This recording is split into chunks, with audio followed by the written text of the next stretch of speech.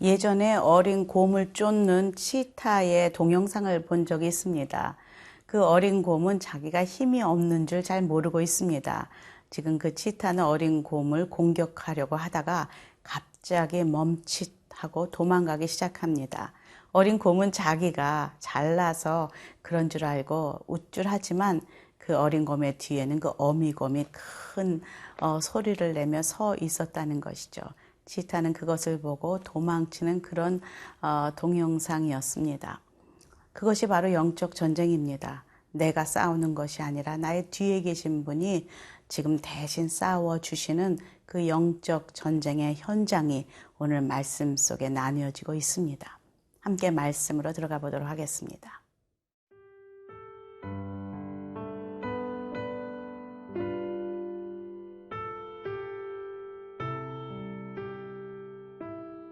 베드로전서 5장 8절에서 14절 말씀입니다. 근신하라, 깨어라.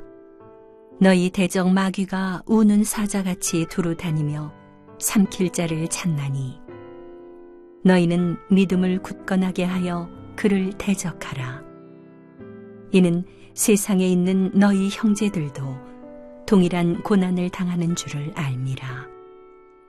모든 은혜의 하나님, 곧 그리스도 안에서 너희를 부르사 자기의 영원한 영광에 들어가게 하시니가 잠깐 고난을 당한 너희를 친히 온전하게 하시며 굳건하게 하시며 강하게 하시며 털을 견고하게 하시리라.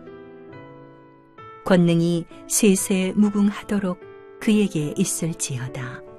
아멘. 내가 신실한 형제로 아는 실로아노로 말미암아 너희에게 간단히 써서 권하고 이것이 하나님의 참된 은혜임을 증언하노니 너희는 이 은혜에 굳게 서라. 택하심을 함께 받은 바벨론에 있는 교회가 너희에게 문안하고 내 아들 마가도 그리하느니라. 너희는 사랑의 입맞춤으로 서로 문안하라. 그리스도 안에 있는 너희 모든 이에게 평강이 있을지어다. 오늘은 베드로전서 5장 마지막 장입니다. 오늘 고난과 핍박 중에 있는 성도들에게 베드로는 다시 이렇게 권면합니다. 8절 읽겠습니다. 근신하라, 깨어라. 너희 대적 마귀가 우는 사자같이 두루다니며 삼킬 자를 찾나니. 근신하라, 깨어있으라. 술 취하지 말고 졸지 말고 정신을 차리고 그렇게 서 있으라 라는 그런 의미겠죠. 성도들의 삶은 영적 전쟁입니다. 우리가 깨어있다고 해서 깨어있는 것이 아니라 우리가 민감하게 내가 누구인지 그리고 나는 지금 왜 살고 있는지 어디로 가고 있는지 나는 지금 삶의 이유와 목적이 무엇인지 그것을 놓치게 되면 우린 한순간에 세상에 속한 자로 가게 되고 그리고 죄가 나를 붙들게 되고 그리고 지금 누가 원수 마귀가 그런 자를 우는 사자처럼 찾아다니며 삼키려고 그렇게 다니고 있다라는 말씀입니다. 그러기에 깨어 있으라. 그런 사단 마귀는 그런 자를 노리고 있다라는 것이죠. 정말 두려운 말이 아닐 수가 없습니다. 지금 베드로는 누구보다도 이것을 말하는데 실감이 나고 그것을 정말 마음 깊숙이 고백할 수 있는 그런 사람이 아닌가 싶습니다. 왜냐하면 베드로가 그런 우는 사자에게 잡혀먹었던 그런 경험을 갖고 있기 때문입니다. 겟세마네 동산에서 예수님을 따라 기도하는 그 자리에 있었지만은 자신의 육신의 연약함을 이기지 못하고 계속 졸고 있었죠. 그래서 예수님께서 내가 마음의 원이로 내 육신이 약하게 졸고 있다라는 그런 이야기를 들었던 베드로, 그렇게 졸고 있다가 예수님이 잡혀가시는 그 고난의 순간에 예수님을 위해서 죽겠다던 그렇게 자신만만하던 베드로는 3번씩이나 예수님을 부인하게 됩니다. 완전히 자신이 믿었던 자신에게 정말로 실패가 뭔지, 그리고 완전 그 하나님을 배신하는 그 현장에 자신을 경험한 베드로, 그는 이렇게 말할 수 있는 자입니다. 왜냐하면 자신이 그 패배감을, 그 사단에게 먹혔던 것을 경험하고 있기 때문입니다. 우리가 상대하는 사단은 만만한 상대가 아닙니다. 지금 여기서 포효하는, 우는 사자다. 여러분, 사자가 울 때 왜 울까라는 것을 좀 생각해 보았습니다. 뭔가 먹이를 앞두고 지금 겁을 주려고 우는 것인지, 아니면 배가 고파서 그러는 것인지, 아니면은 겁을 주려고 먹잇감을 삼키려고, 어떤 의미인지 모르겠지만 정말로 가장 자신을 드러내면서 지금 급한 마음으로 표현하는 그런 사단의 모습을 우리가 상상할 수가 있다는 것이죠. 사단은 이 땅의 권세를 휘두르는 자입니다. 그 자가 지금 그 한 영혼을 삼키려고 이렇게 다니고 있다는 것이죠. 우리가 할 수 있는 것은 오로지 근신하고 깨어 있어서 세상에 곁눈질하지 말고, 그리고 두리번거리지 말고, 그리고 영적으로 믿음으로 주님 앞에 붙어 있으라. 나의 그 싸울 대상은 내가 싸우는 것이 아니라 나를 붙들고 계시는 하나님께서 싸울 것임을 깨닫고 그렇게 선포하며 나아가는 것이죠. 영적 전쟁은 믿음의 싸움입니다. 믿음의 싸움은 말씀이 움직이는 싸움입니다. 그래서 우리가 육으로 싸우는 것이 아니요, 혼으로 싸우는 것도 아닙니다. 말씀이 나의 무기가 되어서, 믿음이 나의 방패가 되어서 싸우는 싸움이라는 것이죠. 9절에 보니까 너희는 믿음을 굳건하게 하여 그를 대적하라. 이는 세상에 있는 너희 형제들도 동일한 고난을 당하는 줄을 알미라. 우리가 고난당할 때 우리의 믿음이 흔들리는 것을 사단 마귀는 알고 있습니다. 그래서 갈등하고 정말 쓰러지고 힘들고 정말 육신적으로 혼적으로 고통할 때에 우리는 영적으로도 힘들게 됩니다. 그때를 조심하라. 그때 사단 마귀가 너를 넘어뜨리러 찾아온다. 하나님이 어디 계셔? 너에게 이렇게 하는 게 무슨 하나님이야?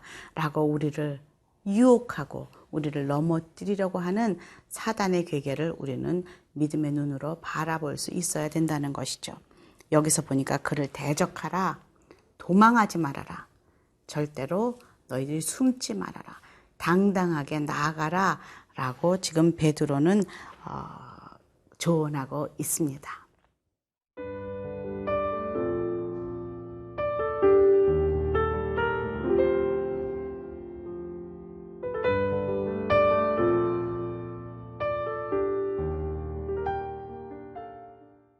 우리의 어려움과 부족함 중에서도, 고난 중에서도 우리를 온전케 하시는 주님을 바라볼 때에 우리는 승리할 수 있습니다. 10절입니다.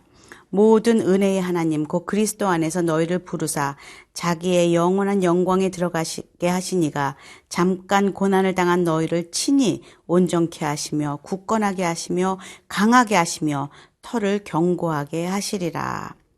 친히, 하나님께서 우리를 친히 손수 온전케 하신다는 것이죠. 그리고 굳건케 하신다는 것이죠. 강하게 하시고 터를 견고하게 하신다라고 지금 베드로는 결론처럼 말하고 있습니다. 왜? 예수님께서 실수하고 넘어진 그를 다시 일으켜 세우시고 이렇게 온전케 하시고 굳건케 하시고 강하게 하신 그 예수님의 오른팔 능력의 그 손을 경험한 베드로이기에 우리 성도들에게도 그렇게 조언할 수 있고 편지로 그렇게 강하고 담대하게 서라 쓸 수가 있다는 것이죠. 오늘 마지막으로 지금 12절 문안 인사로 마지막을 장식하고 있습니다. 내가 신실로 형제로 아는 실로안으로 말미암아 너희에게 간단히 써서 권하고 이것이 하나님의 참된 은혜임을 증언하노니 너희는 이 은혜에 굳게 서라. 여기 실루아노는 신라입니다. 바울이 제2차 전도 여행 때에 함께 떠났던 신라가 바로 이 실루아노입니다. 여러분 너무 잘 아시다시피 바나바와 1차 전도 여행을 떠났다가 그때 마가 요한이 중간에 돌아오는 일로 인해서 2차 전도 여행은 마가 요한을 내려놓고 바나바와 좀 이 일로 논쟁을 하고는 언쟁을 하고서는 헤어지게 됩니다. 그래서 바나바는 마가 요한과 자신의 조카였던 마가 요한과 다시 떠나고 지금 바울은 이 신라와 함께 선교 여행을 떠났던 그 기록을 우리는 사도행전 속에서 볼 수가 있습니다. 그런데 재미있는 것은 지금 베드로가 그 신라와도 함께 사역을 하고 있고요. 13절에 보니까 내 아들 마가도 그리하니라 하고 있는 걸 보면 마가 요한이랑도 함께 사역을 하고 있습니다. 우리는 살아가면서 걔는 안 돼, 걔는 틀렸어, 걔는 이제 더 이상 가망이 없어 라고 서로 이야기하고 있지만 성경 속에서도 이렇게 그 사역자들이 커가는 것, 그리고 함께 이 사람과 동역하고 또 다른 사람과도 동역하는 그런 모습을 찾아볼 수 있다는 게 얼마나 은혜로운지 모르겠습니다. 그리고 후에 사도 바울도 마가 요한과 함께 다시 맺어져서 사역하는 그런 모습도 보게 되면서 주 안에서는 다 우리가 함께 커져가고 있구나, 성장하고 있구나, 성숙하고 있구나 라는 것을 깨닫게 됩니다. 12절에 보니까 베드로전서를 기록한 목적처럼 나와 있습니다. 첫 번째로 하나님의 참된 은혜를 이해하도록 이 베드로전서를 기록하였다. 그리고 두 번째로 환난과 핍박 중에도 하나님의 은혜로 굳건히 승리하도록 그렇게 격려하는 편지로 베드로전서를 썼다라고 기록하고 있습니다. 저는 이것이 바로 리더의 역할이라고 믿습니다.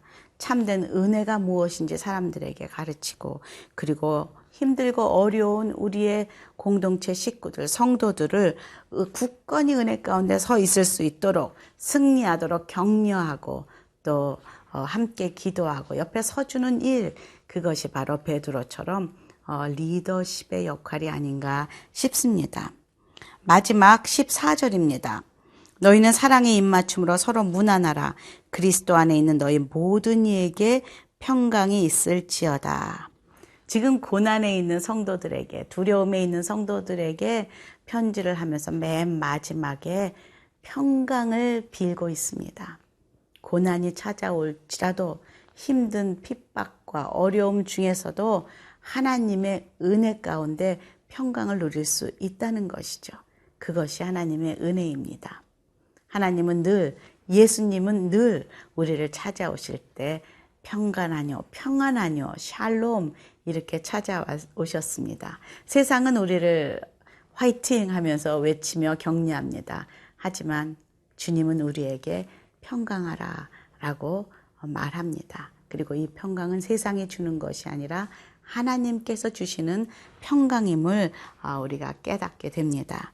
서로 사랑의 입맞춤으로 공동체가 함께 될 때에 격려하고 함께 서주고 기도하고 이렇게 리더십이 이끌어주고 할 때에 하늘의 평강이 저와 여러분에게, 그리고 여러분이 섬기시는 공동체 가운데, 가정 가운데 임할 줄로 믿습니다. 함께 기도하겠습니다. 하나님, 오늘 베드로전서를 마무리하면서 고난 가운데에서도 승리하며 영적 전쟁에서 주님의 그 싸우심을 경험하며 평강을 외치는 그 베드로 속에서 주의 음성을 듣습니다. 오늘도 저희 가운데 평강이, 하늘로부터 임하는 그 평강이 저의 삶 가운데, 저희 가정과 공동체 가운데 임하게 도와주시옵소서. 예수님 이름으로 기도합니다. 아멘.